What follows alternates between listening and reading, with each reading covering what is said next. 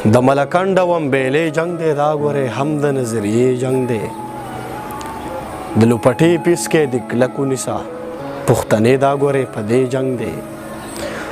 ما ویل زمونږ کره دا شور د څه دی نو یو وړوکي راته وې جنګ دی چرته سیر وړه به پرې شاکره واخلو ځای چې راټولې کړو توقې جنګ دی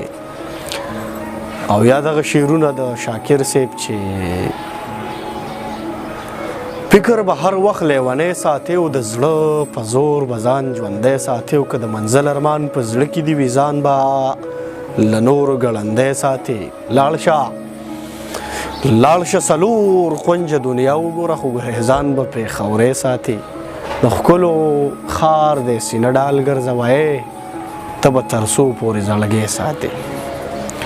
د ښکلو خار دی سینه ډال ګرځوو ته به تر څو پورې زړګی ساتي او شاکر که هر څنګه دی ستا شاکر دی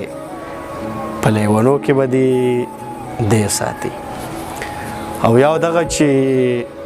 اقبال شاکر صاحب وایي چې د عشق لیوني د دار په سر په پوره صدق په زړه کې د خپل جرم په سزا پورې خندل چې زه در پورې خاندم او ته راته مسکۍ شاکره څومره خوند کوي په تا پورې خندل